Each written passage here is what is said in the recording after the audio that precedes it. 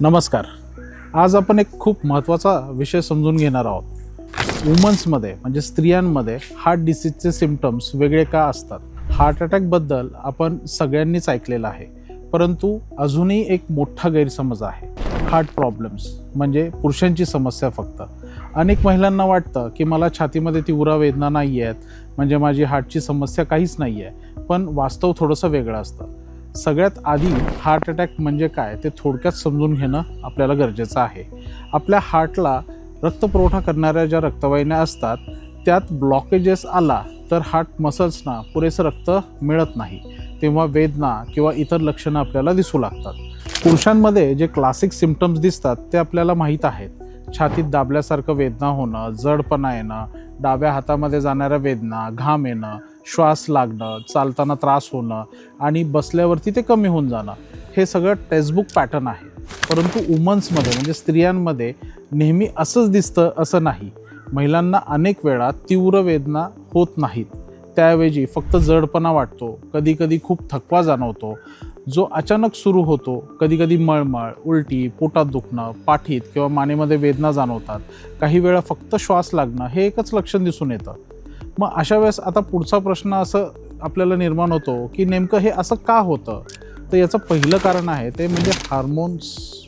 वुमनमध्ये oestrogen नावाचा hormone हा मोनोपॉजपर्यंत पेशंटला किंवा व्यक्तीला हार्टचे कुठलेही प्रॉब्लेम देत नाहीत, म्हणजे तो त्याचं प्रोटेक्शन करतो. त्यामुळे यंग एजमध्ये आपल्याला ही रिस्क फार कमी असते. परंतु मेनोपॉज झाल्याच्या नंतर मात्र हे प्रोटेक्शन कमी होऊन जातं आणि हार्ट डिसीजची रिस्क वाढू लागते. दुसरं कारण म्हणजे ब्लॉकेजेसचा प्रकार. पुरुषांमध्ये मोठ्या आर्टरीज असतात, त्यामुळे ब्लॉकेजेस आपल्याला जास्त दिसून येतात. स्त्रियांमध्ये मात्र अनेक वेळा लहान रक्तवाहिन्यांमध्ये प्रॉब्लेम असतो. त्यामुळं एन्जिओग्राफी किंवा रुटीन टेस्ट आपण जर करून घेतल्या तर आपल्याला मोठा ब्लॉकेज हा दिसतच नाही, परंतु सिम्पटम्स मात्र असतात. याला स्मॉल वेसल डिसीज असं म्हणतात. आणि तिसरं कारण म्हणजे सिम्पटम्स सुटेबल असणं. म्हणजेच काय तर वुमन्समध्ये पेन हे नेहमी क्रशिंग किंवा अगदी सिव्हिअर असं नसतं. त्यामुळे पेशंटला सुद्धा काय वाटतं की फक्त स्ट्रेस आला आहे, ॲसिडिटी वाढली आहे किंवा गॅसेस आहेत, त्यामुळे मला त्रास होत असेल. पण इथे एक प्रॅक्टिकल उदाहरण समजून घेणं खूप गरजेचं आहे. एखादी महिला एकदा येऊन सांगते की डॉक्टर, मला काही दिवसांपासून खूप थकवा जाणवतो आहे, जिने चढताना श्वास लागतो आहे, कधीकधी छातीमध्ये जडपणा वाटतो, पण कधी तीव्र वेदना वगैरे काहीच होत नाही आहे. पण हे जे लक्षण आहेत, ही जी सिम्पटम्स आहेत, हे आपण हलक्यामध्ये घेऊन नाही जमणार. तर आणि कित्येक वेळा असंही राहतं की जर डायबिटीज, BP, कोलेस्ट्रॉल जर वाढलेलं असेल, वेट प्रमाणापेक्षा जास्त झालेलं असेल किंवा एखाद्या स्त्रीच्या घरामध्ये फॅमिली हिस्ट्री जर असेल तर ही रिस्क वाढते. डायबिटीज असलेल्या महिलांमध्ये हार्ट डिसीजची रिस्क ही जास्त प्रमाणामध्ये असते. सिम्पटम्स असूनही आपल्याला ते सुटेबल असू शकतात. काही वेळा राईट साइडेड चेस्ट पेन होतं, बॅक पेन होतं, जॉ पेन होतं, घाम येणं किंवा अचानक कमजोरी जाणवणं, ही सुद्धा हार्टशी रिलेटेडच लक्षणं असू शकतात. त्यामुळं डाव्या बाजूला मला वेदना होत नाहीत किंवा डाव्या बाजूला हार्ट आहे त्यामुळं मला तिथे काही होत नाही आहे, म्हणजे मला हार्टशी रिलेटेड दुखणं नाही आहे किंवा मला हार्टचा काहीच प्रॉब्लेम नाही आहे, असं गृहीत धरणं मात्र नक्कीच चुकीचं आहे. आणखीन एक महत्त्वाची गोष्ट म्हणजे सगळ्यात काय असेल तर ते म्हणजे डिले, म्हणजे उशीर करणं.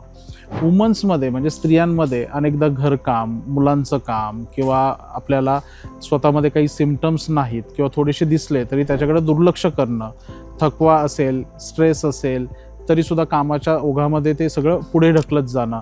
पण हार्टच्या बाबतीत मात्र हा खूप गोष्ट महत्त्वाची आहे, ज्याच्यामध्ये जितका उशीर आपण करू तितकी रिस्क वाढत जाणार आहे. म्हणूनच बॉडीचा हा पॅटर्न ओळखणं खूप गरजेचं आहे. जर अचानक आपल्याला नवीन प्रकारचा थकवा, श्वास लागणं, छातीत जडपणा, पाठीत वेदना, मळमळ अशी जर लक्षणं रिपीटेड होत असतील तर मात्र चेकअप करणं गरजेचं आहे. यंग एजमध्ये ही रिस्क थोडीशी कमी असू शकते, परंतु रिपीटेड सिम्पटम्स कधीही इग्नोर करू नयेत. बेसिक टेस्ट जसं ECG, शुगर, BP चेक करणं हे सिम्पल आहे आणि ते करून घेणं गरजेचं आहे. परंतु लाईफ सेव्हिंग आपल्याला ह्याच गोष्टी करू शकतात. हार्ट डिसीज हा जेंडर बघून येत नाही, पण सिम्पटम्स वेगवेगळ्या पद्धतीने दिसू शकतात. त्यामुळं अवेअरनेस ही खूप महत्त्वाची गोष्ट आहे. जर तुम्हाला हे एक्सप्लेनेशन क्लिअर वाटत असेल तर व्हिडिओला नक्कीच लाईक करा. काही शंका असतील तर कमेंट्समध्ये आपल्याला नक्कीच विचारा आणि अशा सोप्या हेल्दी गायडन्ससाठी चॅनल सबस्क्राईब करायला विसरू नका. धन्यवाद.